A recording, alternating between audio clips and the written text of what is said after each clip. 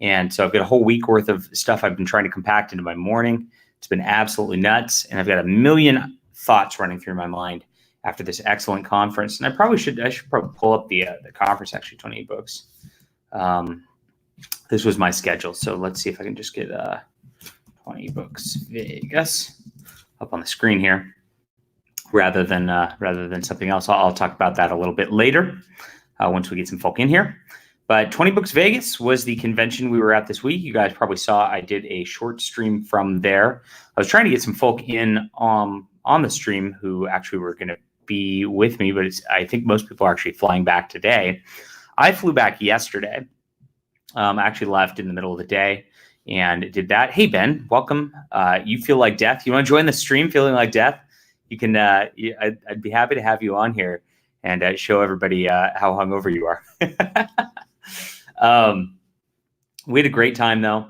Every single day and every single night there was something going on, and it was wall to wall, just doing stuff, getting advice, figuring things out, talking to high-powered authors, people like me who are clocking 100,000 a year or more doing this thing, and it's just a lot of fun all the way around. A little too much fun at some point. We hit the strip every evening, and so it was a big deal. Hey, thanks, Lorenzo. I'm happy to be back. So I'm actually a little tired too, so forgive me if my brain is not moving as fast as usual, but it's been a very, very long week, and it's just been a lot of content to process, a lot of new strategies I want to implement, and a lot of cool things going on. So this is a different conference than a lot of other conferences, as I've mentioned again, and it revolves around this 20 Books group, which I've been just hyping all the time because I think they're amazing. They are run by this fellow here, Craig Martell, great guy, retired Marine, lawyer, and Alaskan. And he hit 50K on his 19th book out without a single breakout title, he says. Yeah, well, that's interesting talking about breakout titles. And I'm not sure what qualifies as a breakout title. Did Justified break out? I don't know. It kind of did, but it kind of, didn't. I don't know. It just depends on where you set that defining marker at. So that's interesting. But yeah, it shows that anybody can do this without a breakout title, which is great because he was just chugging along and just having each of his books make him a couple $1,000s. And eventually he got it out there. And he built his huge backlist, and now he's got a huge fan base, and it's just kicking butt and taking names. Michael Anderle is the other member here who kind of started things, and he's got an empire now, which is unbelievable. So this is the guy that you want to emulate, probably beyond anybody else out there. And those are the two that are running this. And what's cool about 20 Books Vegas is they've always kept their conference and their Facebook group, 20 Books to 50K. Business first. So it's not about sitting around. A lot of author groups I notice are just a lot of quote aspiring authors, and they always write like, how do you get the muse to do what you want, and how do you write a book, and like how do you actually finish something? Because I just get so upset with myself, and I think I'm no good. And a lot of authors groups are just people sort of commiserating about how they can't write books or how they can't succeed in books. And it does nobody any good when you're sitting around doing something like that. It's not fun. Having that attitude is not going to sell you books, because who's going to want to buy something from somebody who themselves say that their work is horrible? It's like you're creating a self-fulfilling prophecy for failure at that point. I love that there's a Backstreet Boys sign on my screen right now. That's really funny. But hey, Sam, welcome. But 20 Books is really a forward-focused group. And what they do is say, hey, I'm trying out this strategy, or I'm going to try out this strategy. Have you guys tried this out before? What was your success rate? What happened? They boil it down to analytics on everything. And that's how you get things. Yeah, here's the most writer groups are completely toxic. Huge waste of time for the most part. And this is why I'll do a little side jaunt on this. This is why I don't join a lot of writers groups. This is why I don't hang around writers. This is why a lot of writers groups don't like me, because I don't want to sit around and talk about failure in prose or whatever, and how do I stay on track and all that. I stay on track just by writing my books every day, and by writing my books every day, it becomes a profession. And once I have a profession, because I do it every day, I'm good at it because I get the repetitions. It's like lifting weights. You're going to get strong if you lift weights every day for a year. You're not going to be very strong if you do it once or twice and you go, oh, I'm sore, and quit, right? That's the deal. It's the exact same deal. Drake says, it's like when my wife cooks dinner and says, you probably won't like it. Then you're definitely not going to like it, right? You better tell your wife to cook something you like. Jeez, what's going on over in the Tungsten household over there? All right. So yeah, they're forward focused group. And like I said, they're very focused on advertising and on building readers, building audience, and actually connecting. The thought is they're very optimistic group in general, that there's a ton of sci-fi readers out there. There's a ton of fantasy readers out there. They're just not reading because the product that's being offered and put in front of them in stores turns them off. If you look into Barnes and Noble, I mean, I can go into a Barnes and Noble these days and I will not find a single book I want to buy. And that's crazy. So people are not getting the books they want because they're not being put in front of them. And Amazon's got this great marketplace where there's 5,000 or 10,000 books coming out every single day. And so the ability to come out with stuff is there. It's just people are not seeing it. So it's all about trying to get people to be able to see it. And that's the crux of what it's about.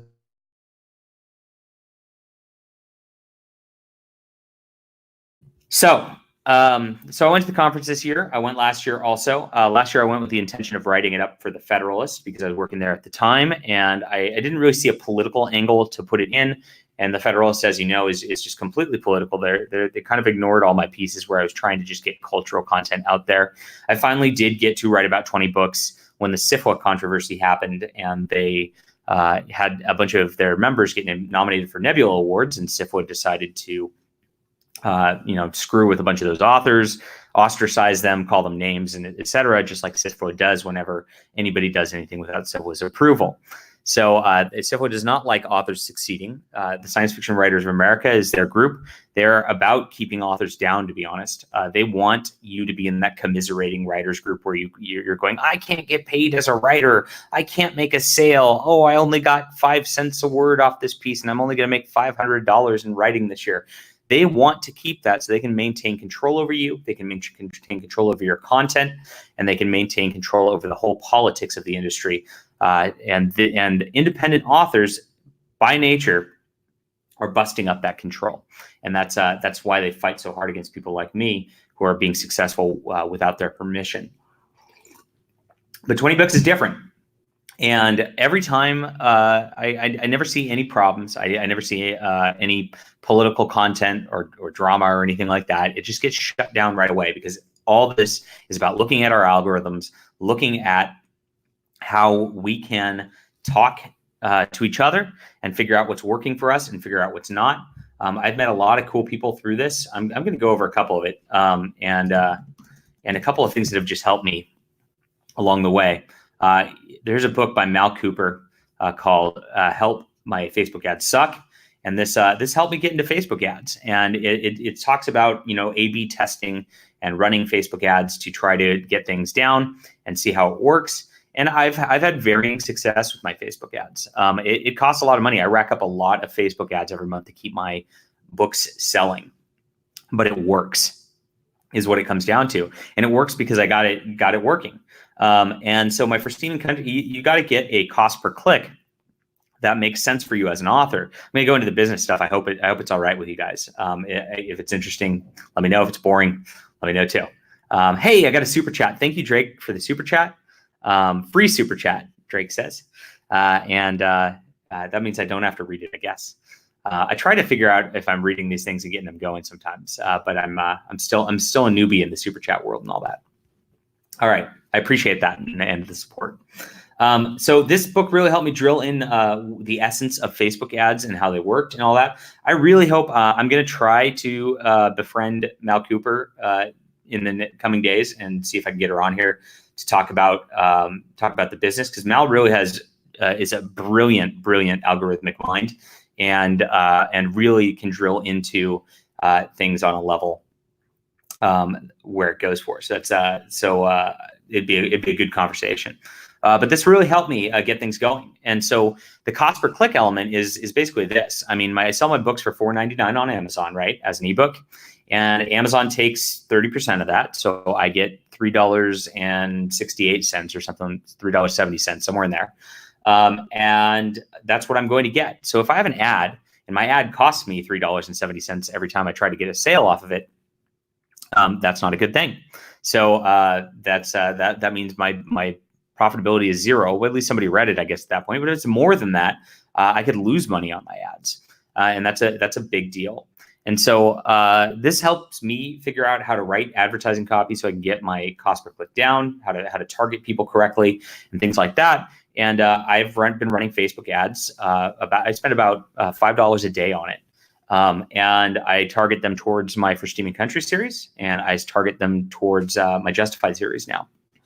And my For Steam and Country series, what I did is I put up a steampunk girl who's in a very pretty steampunk girl wearing a corset and all that, and just put up a quick, one-liner about the book, and people click on that because they see the pretty girl. And my cost per click on that is about 30 cents per click, which is great. So if somebody buys my book and I'm getting $3.70 for that, I'm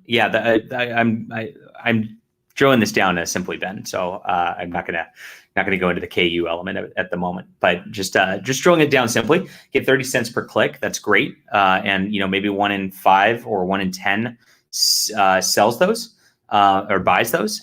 So it would cost me, if it's 1 in 5 clicks, it would cost me $1.50. If it's 1 in 10, it costs me $3. So that's less than the $3.70 I get. And since I have a series, I'm hoping one of every those, X sales, about half of those, continue onto the series, and therefore I make $20 off that ad, right? So that's how the ads work, and that's how this sort of thing goes. Now on my Justified ad, I was able to actually get the cost per click even lower. I've got it down to 9 cents per click. And what happens on my Justified ad is I put a blurb from Milo Yiannopoulos. And the blurb from Milo Yiannopoulos says, "This could be the most dangerous book of my time. Buy it before it's banned." And what happened was everybody jumps onto that ad and goes, "I hate Milo. Milo's a terrible person," et cetera, et cetera, et cetera. And you think, geez, that's not very good, is it? Well, those people aren't clicking on the click, so I don't really get charged for them. But every time they comment, it changes Facebook's algorithms, because Facebook doesn't care what they are saying in their comments. They just care that there's comments. And so the comments make it so that they get shown for free, in essence, to 40, 50 people every time they leave a comment. So if they leave a negative comment, all those people see it. And what happens is the people who are on our side or whatnot see it and go, geez, this person's really getting lit up by these people who want to torch him. So I'm going to click on the book. And so I get a very low cost per click on that series and a lot of click through for people to buy it, because everybody outrage comments on it and ups the engagement, and therefore ups the algorithm on this. And so that's very interesting analysis right there. And it does go to show that it does not matter what publicity is. And I always tell people this: it does not matter what publicity is. It only matters that you get publicity. So the internet works these days. See you, Ben. Have a good rest of your trip, and I hope you have a safe weekend and recover. Cool. Ben's on Facebook for people who are not seeing my seeing my feed. I stream to a lot of different services at the same time. By the way, hit the like button, the subscribe button, and on all the things. Leave comments. Like I said, we're talking about algorithm here. If you're on Facebook, leave comments, hit a like button, share it, because what it does is it amplifies things. Same with Periscope, same with YouTube. All these algorithms kind of work the same. So the more people that click like and engage, just like the ads right here that I'm mentioning about, the more that it actually helps get the stream out to people and builds the platform there. And that's the whole point of all of this. So I am building a platform. I like hanging out with you guys too, of course, but we want to grow the pie and have a lot of people hanging out. That's going to be the end deal here. So Mal actually gave a great speech yesterday, which was about hand selling. And it's kind of the same same strategies that I'm implementing here with just getting people's attention via either a hot steampunk girl or a Milo quote. You just got to stand out from the crowd and get attention. And what Mal does is Mal dresses up in a like spandex cat suit that like looks like alien body armor or something like that, and looks like the character from the cover of her books. So what she does is she goes out there and she's standing like that, and people are drawn to it because it looks different and because of that. So I'm probably going to go to Wizard World next weekend, and I'm going to dress in full steampunk attire and just be there in full steampunk attire. It's a conversational piece, if anything, so people could talk to me and not feel like they're just talking to buy my books. They can talk to me about my hat or whatever, and enjoy themselves. So why not? I mean, you might as well look cool. It's the art of getting the feedback, giving the pitch, and not coming off as that hard seller who's annoying and just being like, "Hey guys, buy my book, buy my book, buy my book." By the way, did I say buy my book? Right? I mean, it's very easy to fall into that trap, and you don't want to, basically. So I'm definitely not going to dress up in a cat suit, but I'm getting very close, Drake, to my weight loss. I'm going to have abs, I think, probably within 2 to 3 months here. So I might want to dress up in a cat suit when I've got abs. People might want to see those. So who knows? But I'm going to wear my steampunk garb. I've got a really awesome like piratey steampunk hat. I've got like this leather jacket like with like tails on the end of it that's bright red. And that's probably what I'm going to do to sell my Von Monocle books, right? So take it and twist it with what works for you. I'm in a weird spot with that because I've got my superhero Flying Spark stuff, I've got my Justified stuff, and I've got that. So it's like, where do I advertise? And that's my thought is I'm getting 2 like big stand-up posters with the beautiful art from Justified and from Flying Sparks Volume 3 cover. And then I'm having those behind me, so I will be the banner of the steampunk, while those are representing my other series, and that way I can kind of promote all 3 pretty easily. Is the thought. So Mal's talk really helped yesterday, big time. I was very excited. I have not read Mal's other books. Help My Marketing Strategies Suck or Help My Launch Plan Sucks. I guess there's 4 because it says book 3. What's the other one? Help My Facebook Ads Suck. I've got those. What's book 1 then? Dear Writer, okay, that's a different deal. Let's see if I can find book 1. There's no series listed here, which is interesting. I just see a book 2, book 2, 3, and book 4. What's book 1? Help, I'm an author too. Second edition. So okay, that's the deal. I guess Mal updated it recently. I look forward to reading the new one, definitely. But I should read all these. I mean, Mal was really helpful in the presentation yesterday, and I was extremely excited by that. So that's very cool. So that was one of the deals. That's one of the people that I was very helpful. Another helpful person is Brian Meeks. And Brian Meeks writes Mastering Amazon Descriptions and Mastering Amazon Ads. So I learned a lot about Amazon ads from this book, and this was super helpful. I want to get Brian on the stream too at some point. I've been trying to for a while. So hopefully he'll come on and talk about this because this was really awesome. And he really dives deep into the minutia of Amazon ads with this. So it helped me out a lot, and that's what I've got going. So one of the things I've been thinking of for the past few days because of this, which is really fun, is I run Amazon ads on all my books, of course, right? It's the same sort of deal. The Amazon ads actually work better than the Facebook ads because it's people on Amazon already buying into Amazon. And what you see these sponsored products right here. So people are going through and putting their book titles here, try to get you to click on their book because you are obviously interested in books here. And Brian's actually got some good also bots. He's got, here's what Help My Facebook Ads Suck. Newsletter Ninja, I've read that too. Great one. I have not implemented enough of this. I've been too lazy. I need to. Ooh, this is what I'm going to buy. BookBub Ads Expert. That's cool. I am bad at BookBub Ads. I need to read that. Craig's release strategies plan. So you got a lot of good stuff right here, right?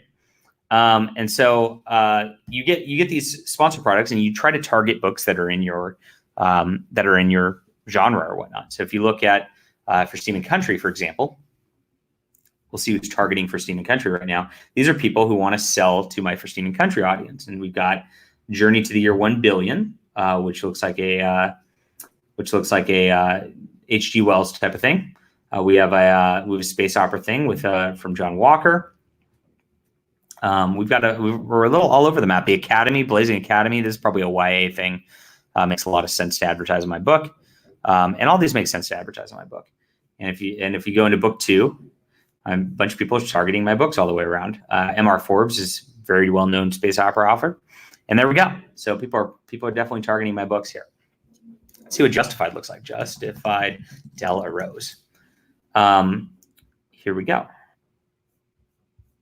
44 ratings. I'm so excited by that right now. And Justified keeps selling. It's same people. So somebody's targeting my name is what this tells me, not just targeting my book, but my name. This is interesting. Taken by the Criminal. So somebody's trying to market porn to my book. That's probably not going to work very well for my Christian science fiction. Probably should spend their money elsewhere.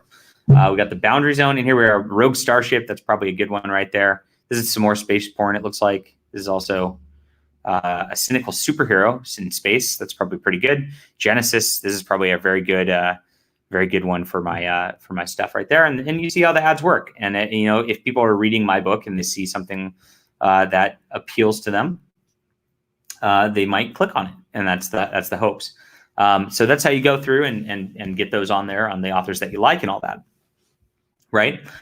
So those are the ads. And so what I determined was I've got a comic book, right? Right now it's on Sparks Della Rose. Right now it's on Amazon right here. And it's $9.99 for my graphic novel, and it's $16 for the paperback. And what we've failed to do so far is because Stalia House really isn't managing the Amazon thing so much on the side is look, you see volume 2 is not in a series with it, so you can't just click to the series and buy the whole series. Same with Metaman, and same with my new book, Flying Sparks #0. But I put up Flying Sparks #0 as a little bit of a test. See if I could do it myself, because I know Castalia House is really busy. There's a lot going on with them right now with a lot of different streaming content. So comics really are not the priority over there at the moment. And so I need to keep releasing on a regular deal. So I put up a quick, cheap Kindle file at $2.99. Now, what's important is $2.99 is a lot cheaper of a price point than $9.99. And a lot of Amazon people are used to like $2.99 or $4.99 type of content. So I put this up as a little bit of a test. Most people who have read my series already have this content because it's on digitally, at least it's backup stuff for the Kickstarters, which came in the form of stretch goals, and I just put it all together for print because a lot of people didn't have this. So my thought is re-release Flying Sparks as single issues like this, and this is kind of ass backwards from what the typical strategy is for people. Usually they put out single issues to generate interest for the graphic novels, because the graphic novels is where they make all the profit. And of course, I've already made all the profit and all that. So this is where I'm going to start. And so Vox gave me permission to do this because I asked permission to do this because I want to try this strategy.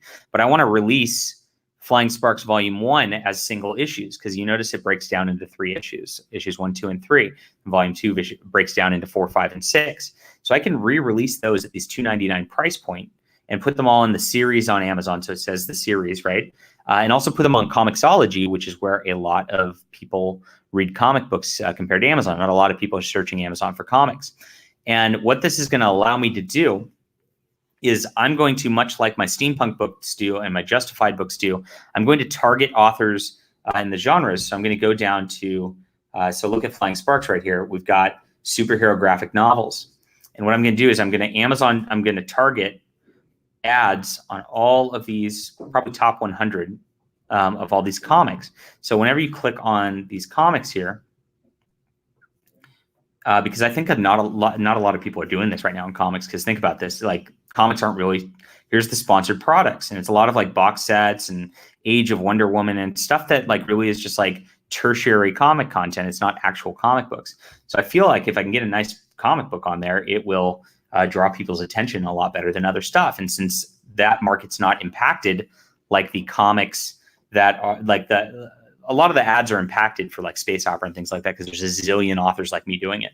I think that comics won't be impacted. I probably should do this before I talk about it, but whatever. I'm going to do it, so you guys will see it pretty soon. And so Vox gave me permission to reprint this myself, put it up there. That means I can run the advertising myself, and it's all on there, and it's all under my control to do. And so I'll get a series just like for Steam and Country and have that click through, hopefully, of the series. And then then what'll happen here is I'll be able to advertise Flying Sparks to all of these different comic book readers, and that's going to be how my next strategy for trying to get people on board. And I think with like a $2.99 price point, I might even price issue 1 at 99 cents, just to try to draw people in. But with that price point, we will be able to do something cool with that. And then I know Miss Marvel on the top of the list is very interesting. But I'm definitely going to target ads on Miss Marvel. I want people who read Miss Marvel to buy my book, of course. So there's where it's going to go. And that's going to be the strategy now. And I developed this over 20 books because it's like I'm sitting here and all these authors that we're talking, they have like 10 book series or 17 book series. If you guys are fans of the Ember War, you know it goes pretty long, right?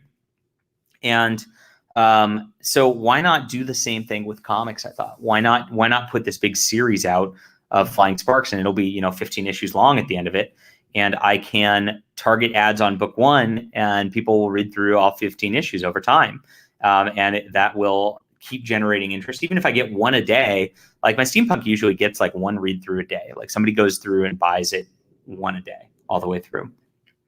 If that happens on this, I mean, that's and it's happening on my steampunk, and it's happening on Justified. I mean, I've got 4 steampunk books and then 3 Justified books and then 15. I mean, that means I'm going to be getting, 30, 40, 50 sales a day, like once all these start adding up like this. And that's going to be the thought. So that's the strategy. Yeah, it'll build and it'll be fun to watch, and it'll keep the sales going over time, which is the most important part. So I'm extremely excited about that. That's sort of my strategy that I came up with while listening to folk the other day. And the best part is all this content's done, so I don't have to pay anything new for the content. I can just put it up and re-release it. And I love re-releasing stuff because it's extra revenue, extra new readers, fantastic stuff. And as I get more comic book series, like when I get Clockwork Dancer up there, we'll just do the exact same thing with that one. We're going to do it with the Ember War also. We're going to put up single issues, see if we can get Richard Fox's comic reader base to come in a little more on that, or novel series reader base on that. And we'll see how it goes. So that was my big takeaway from this conference. Of course, with the Ingram Spark stuff, you guys saw the interview I did with the head over there, which was really fun the other day. And I think that's where we're at right now. What else went on? I met Lindsay Buroker. Lindsay Buroker is one of my favorite authors, and she's been there the last couple of years, and I just have not been able to connect with her. So I was sad about that. Super nice lady. Got to talk to her for about 10 minutes because I had to actually leave my flight. Her book that I really like. Look at all this sponsored. Jay Allen, he was there. Lindsay's really high-powered author, and she keeps her head down and writes. You don't hear anything from her. She just really keeps her head down, and she works her tail off. And definitely like an introverted type, pretty funny. Her first book's always free, so you can go check that out all the time. And this series was great. This is steampunk also, and she definitely captures a lot of the same elements. If you like my writing style, you're gonna read her books and you're gonna go, this is what John's doing. And it's a very similar writing style, so people should like it. And that was fun yesterday. I was happy about that. I forgot to get a selfie and all that. I didn't millennial very well, but what can I do? And then my other thing I'm thinking of is I'm in the middle of writing the sequel to the Stars Entwined right now, and I like my Stars Entwined cover. I think it's pretty and it looks different. I'm also a little worried that it looks different because it's got the spaceship. It's kind of weird or whatever, but it's not the traditional spaceship thing. So people are not getting perhaps the message as clearly of what genre this is, like the people who are sponsoring this book. has look at the spaceships. Like you can tell there's a different. This is like we know what to. There's Lindsay's book. Even Lindsay's got one right here. You can tell what genre. Like my steampunk, you can really tell what genre it is, and that's why it does well, right? Anybody who goes steampunk goes, oh, this is obviously going to be great. And Justified is for military science fiction readers. Obviously, like you know what you're going to get there, and it's really awesome. Now this, while it's cool and you get like the looming spaceship, I love the art design. It looks a little different than everything else. You don't know, like the font is kind of YA, right? And so while it's easy to read, it doesn't necessarily communicate like epic space opera like a lot of the others. So I'm considering actually changing the book cover just because of the whatchamacallit,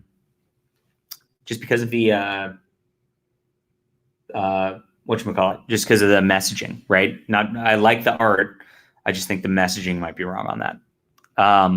So that's a very interesting thing right there. I need to update my my description here because this is an old description before I like got really good at writing these. But I'm in the middle of the second book right now, and so I'm really thinking about that. Like, how am I going to brand these books in the future, and how am I going to make this as successful as my other series? Because book 2 is really freaking good so far. I'm excited with where I'm going with the characters. And so I need to, either Starship Bud or Hot Aliens. And this kind of has Starship Bud, but it's not quite right, you know? So I might have to go through and change that and re-release it again as a new thing. So that's a thought on that. But I want to come out the gate swinging pretty hard with this book too, and make sure that we pick up readers along the way, because unfortunately, like while this is my most epic world, and while it's got like the coolest backdrop maybe of all my books, and it's got the coolest planet, it just has not performed as well by any means. So I want to fix that, and that's what 20 Books 50K is about. What went wrong? You can analyze, see how I impartially analyzed what went wrong with the sale here, and then I identified the problem, and I came up with a solution to help it for the future. And that is what 20 Books is really all about. So you identify the problems with your sales, you figure it out so that you don't repeat the same mistake in the future. You change courses so that you can get the strategy correct, and you get it going. I know I have a great book. I mean, there's no question. This is a wonderful storyline. I just don't have the right marketing attached to it to be able to make it go well. And of course, having one book is also a problem in the market, and we know this. We know that people want series, and we know that the series at this point, even a 3-book series, is a little too short. That's why I'm trying to expand Justified and Von Monocle, all that out to 4, 5, 6 books. That's going to happen, and I probably have to do that here too if I really want to succeed. So that's the thoughts there, and I learned a lot. Basically, I learned a lot. Hung out with a lot of great people. I partied my tail off. For sure. The other thing is, of course, there's a lot of great people who are like-minded people around. And so I went out and smoked cigars and ate some great food out on the Las Vegas Strip. And I just had great conversations with people until the wee hours of the morning. And that was a lot of fun. That did things up pretty well. Whoa, I'm sorry. I just pulled this up. Somebody left a comment on Facebook and I didn't see it. And I need to somehow turn down my Facebook volume so that I don't replay myself. How did I miss this? Where'd Joe Solari come from? Hey, Captain Cummings. What went wrong? I went over what went wrong. My cover is not the same as other space opera covers, and my blurb is actually not. It's not epic. It's sending mixed signals that it's like half romancy and half whatchamacallit. There's Joe. Hey, John Delaris. Thank you, Joe, for tuning in. So those are the things I learned this time, and of course. There's also the alternative methods of getting revenue, and YouTube's one of these, which we got our super chat today. That's very helpful, and YouTube's now not it's not a huge revenue stream, but every revenue stream helps me just get a little bit closer to the goal. And Patreon's another thing. We've been pushing that. I've been pushing out new content on that so that we get exclusive comic content. So if you're missing my short comics, make sure to sign up for the Patreon because the Patreon is getting those short comics. I wrote a short story on the plane there, which took place in my Rislandia series from Princess Reina's perspective.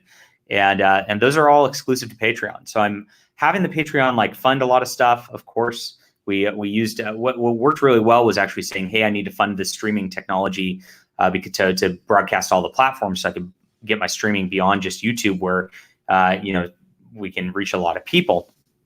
And that worked really well. People came on board with that, and I appreciate everybody who came on board with that. So now I'm trying to just be like, there's a lot of exclusive content because I'm just really coming out with a lot of stuff, and that's how I'm trying to push that now.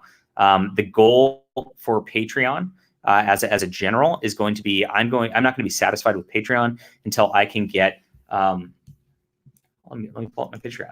I don't show it very often there, so I can get a full comic funded per month. And so this is where we're at. This is just for people who want to help. There are people doing that. This at the first tier, you get my short stories. That's it. Second tier, you get my comics and my short story. Next tier, you get all my novels early, plus all that. Then you get some extra creative process stuff, which was fun. I actually put out a big analysis of these Stars Entwined universe this month that was several pages long and just detailed a lot of background information for the plan of a future series tied into it, plus a lot of just like the history that I set up for the world, which is fun. And then all my first drafts and stuff like that, even my comic script I'm putting up now, as you see, Clockwork Dancer 2 script, Stars Entwined series notes, New Ruslandia short story, all this stuff's going up. My aborted template fan fiction, if you want to read something silly that didn't work, there's I never put that out there. The Deal short comic, this was my short comic for the month. It was by the artist who did the Meta Man special, and we got a couple other things. So definitely roll on board with that. So those are the alternate revenue streams. Was a big talk because Amazon is a monopoly and it's scary, and you don't want to be 100% reliant on that. And in a lot of talks with authors, we talked about was like they have all of their revenue on Amazon in their one series, but like what if they don't even come over to their other series, or what if they don't follow the author? Then that can hurt the author long term because they're only building their brand in one spot, and their brand is basically that series, not the person. I've always been an advocate for saying, hey, I want to get people to buy into what I'm doing, and then check out all my stuff, because I'm going to produce all this art that's all over the map. I don't want to sit around and do one series. I'll get bored. So I want to make different art that's all over the map, and hope that people like me, therefore they'll be like, okay, cool, I'll check this out. Maybe if I'm not into steampunk, I'll just trust you because you're going to write a good steampunk story, and I know that. And that's what's gone on so far. It's worked pretty good. So alternate revenue streams is a real deal to pay attention to, and that's why I'm going to be working this on Flying Sparks with Amazon in addition to the Kickstarters, and then I'll also be putting it on Comixology. Now, even here, Apple Books has an ability for color ebooks. So Apple Books, I can actually try to figure out a way to get Flying Sparks onto that too. And that's how I'm going to outcompete the rest of the industry. Is I'm going to find all these platforms. I'm going to get Flying Sparks everywhere so that anybody can check it out on any of these platforms, and that's going to be the goal.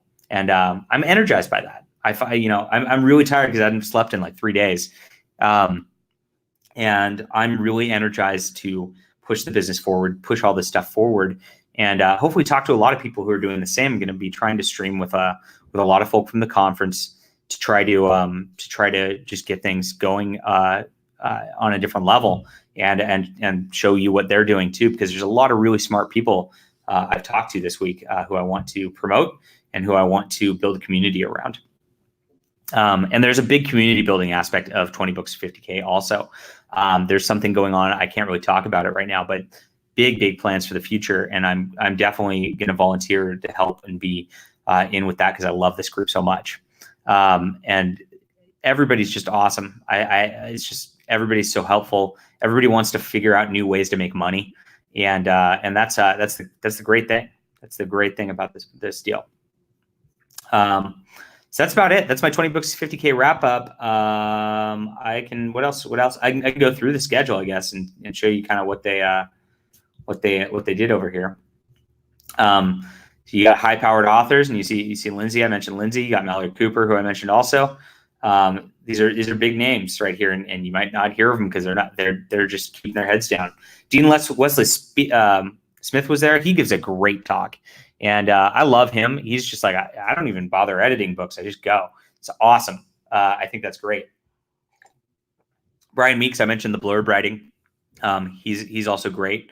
So you get every military SF. So you get who are that Richard Fox, Chris Kennedy, Brad Torgerson, John Brazy. You get some big folks. We got my boy Todd McCaffrey and Kevin J. Anderson. I hung out with them quite a bit. Jay Allen, keeping a series interesting because he's writing long series. Another high-powered guy, Joe Solari. He was just in the chat here talking Business 101. Joe runs a business of writing podcasts, which is fantastic. And he just migrated over to Kickstarter last year after talking with me here, and did a fundraise for his audiobook on Kickstarter. And he put up some stuff which was really cool. He actually built these like limited edition, like leather bound versions of his books, which are just beautiful. And I'm gonna see if I can figure out a way to do that too. So this was my schedule. I guess this is not the overall schedule. These are just the ones I went to. So there was a lot more going on there too. Here we go. See, there's a lot more going on here. But there are industry representatives from Ingram Spark. There are people from Amazon there. There were audiobook people. There were people from Kobo, from different ebook groups there. And it was just useful all the way around. So I like useful things. I like people who are very business focused. First, and then what's great about it is they tend to stay out of the drama too. So you're not getting the BS click stuff or like awards, where it's like, oh, we're all going to vote for Craig for an award this year because he's our leader and we all love him. None of that nonsense, right? I love Craig. No offense, Craig. But when you get into that sort of thing, that's when you get the clicky garbage in there that just destroys groups and makes it something that isn't fun anymore. It becomes political instead of an oiled machine. So none of that existed, and that makes it more fun for me. It makes it more fun for everybody. We all can just have fun together and learn together on how to make these businesses thrive even more. So that's my takeaway. Do you guys have any questions about 20 books to 50K or what I'm doing or anything in general? Because I'm out of content and I'm 40 minutes in. I can't really talk for myself for about an hour. I tend to end by myself, I notice, around 40, 50 minutes. I like talking with other people a little better than this. There is my boy Nasser.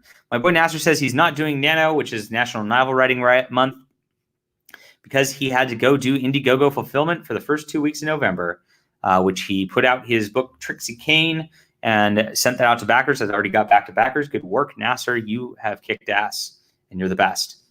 What new things did you learn this week at the conference? It was more because I'm pretty well versed in the author market at this point. So it was more what strategies am I building in the future, and how do I refine my strategies so they're a little better at this point. So it was much more refinement this time than it was doing things. I went over my earlier in the stream before you got here. 16K is a way respectable. I'm barely over 20K, so you're almost there, Nasser. I went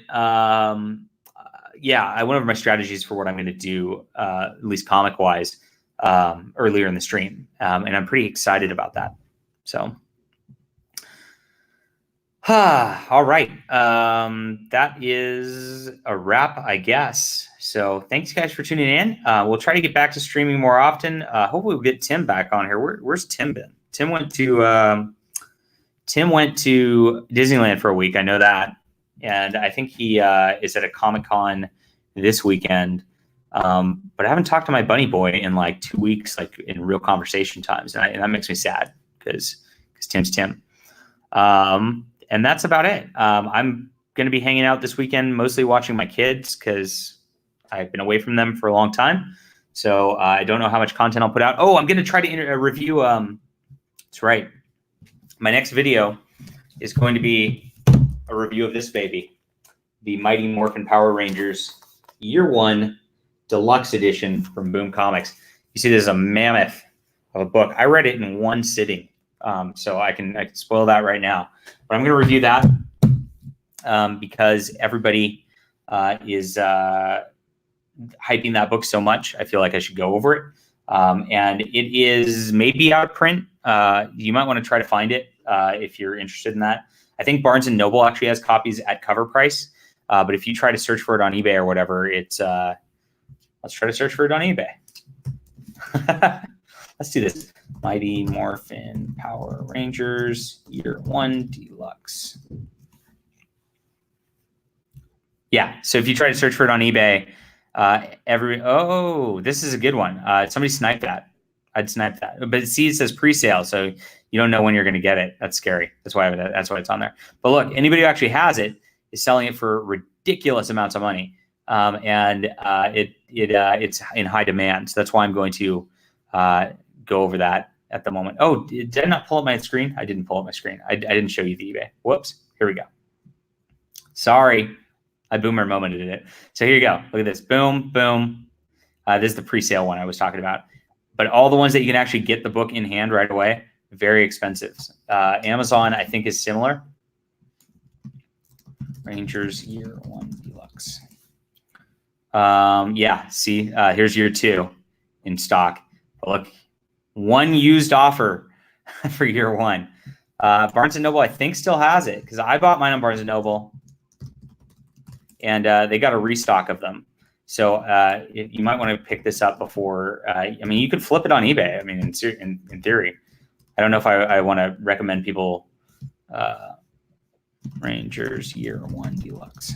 I don't know if I want to recommend like speculating on comic books to people. There, look at this. You can get it for $57 on Barnes & Noble. Oh, it's out of stock. Oh, it already sold out. Sorry, guys. Well, I'm going to review it anyway. Yeah, Drake, I do not care about the Power Rangers all that much. I mean, I watched maybe a couple episodes when I was a kid, but comic people hype this as the best thing since sliced bread. They're calling it Boom Comics. Is it Boom? Yeah, they're calling it Boom's Watchmen. Wow, that is high praise. So I will make a video review of that and let you know what I thought of it. So I will talk to you guys soon. And that's it. Have a great day. Have a great Friday. Have a great weekend. And I don't know, enjoy books. Have fun. Live life. Be excellent to each other. See ya.